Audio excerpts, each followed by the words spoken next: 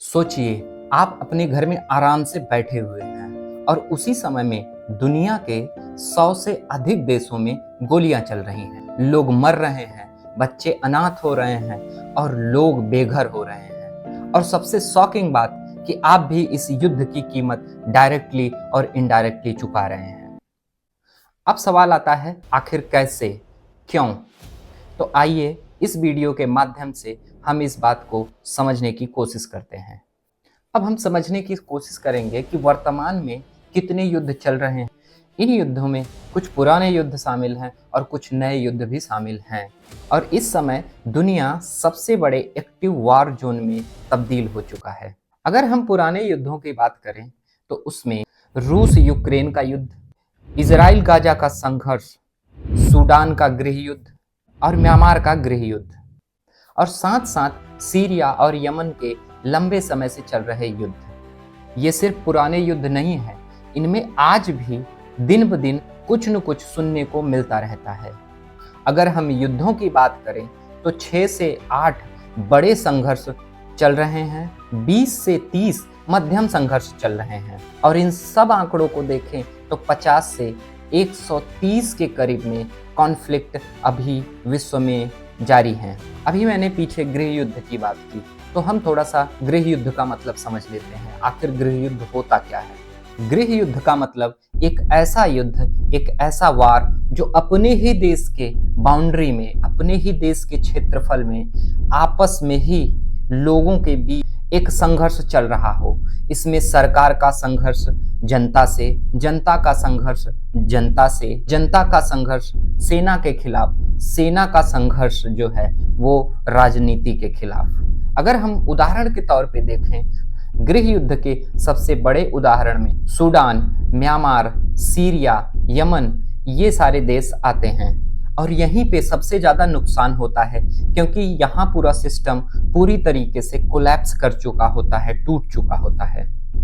अब सवाल उठता है कि दो देशों के बीच वार हो या कोई गृह युद्ध हो, उसमें अमेरिका किस तरीके से शामिल होता है और अमेरिका का क्या फायदा होता है। जैसा कि आप सबको पता होगा, अमेरिका किसी भी युद्ध में सीधे भाग नहीं लेता, लेकिन उसका प्रभाव हर जगह पे देखा जा सकता है। और अब सवाल है, आखिर कैसे? अमेरिका इन युद्धों में, गृह युद्धों में हथियार सप्लाई के माध्यम से भाग लेता है, आर्थिक प्रतिबंधों के माध्यम से भाग लेता है, सैन्य सहायता के नाम पे भाग लेता है, और मानवाधिकार के उल्लंघन के नाम पर भी वो भाग लेता है।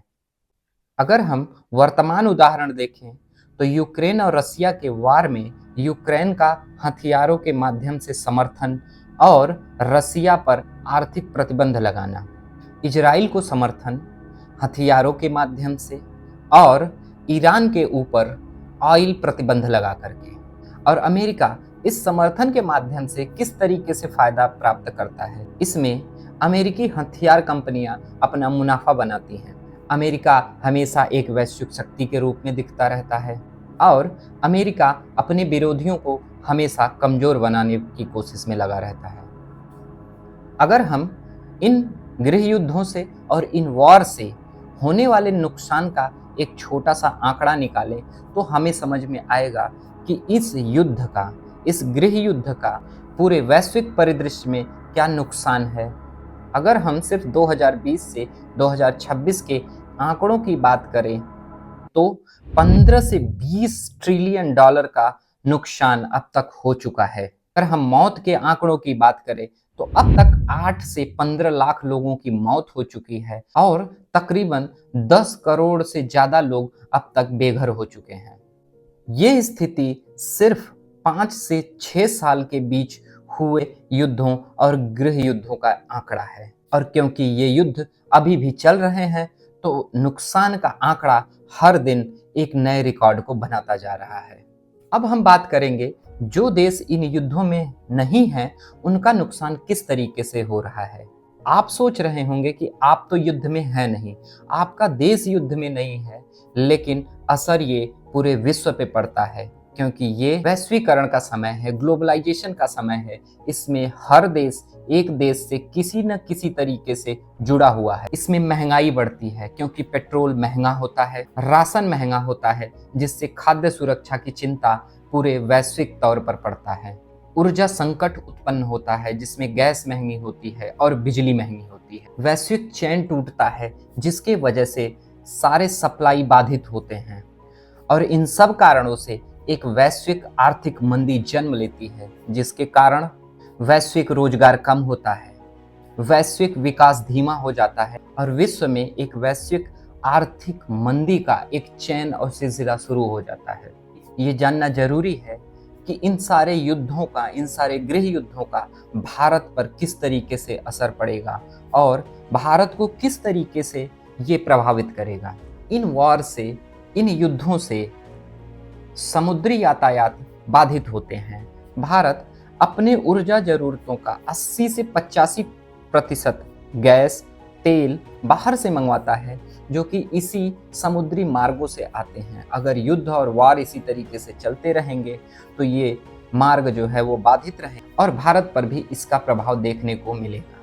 इससे भारत में महंगाई बढ़ेगी, पेट्रोल, डीजल और गैस महंगे होंगे, खाने पीने की चीज़ें महंगी होंगी, यातायात महंगा होगा और महंगाई का ये कुचक्र भारत की बढ़ रही आर्थिक स्थिति को नुकसान पहुंचाएगा। तो एक बात समझना जरूरी है कि आज जो युद्ध चल रहे हैं वो सिर्फ सीमा पे नहीं हो रहे हैं, वो आपके घरों तक, आपके किचन तक और आपके रोजमर्रा की जिंदगी तक पहुंच चुके हैं। आप पेट्रोल भरवाते हैं, उस पर आपको युद्ध का असर दिखेगा। आप राशन खरीदते हैं, उस पर आपको युद्ध का असर दिखेगा। अब युद्ध सिर्फ सैनिकों की समस्या नहीं है, अब युद्ध हर इंसान की समस्या बन चुकी है। तो आप इन युद्ध को एंजॉय मत करिए। दुनिया अब जुड़ चुकी है, तो किसी एक देश का युद्ध अब पूरे विश्व का युद्ध बन सकता है। धन्यवाद, मिलते हैं नेक्स्ट वीडियो में।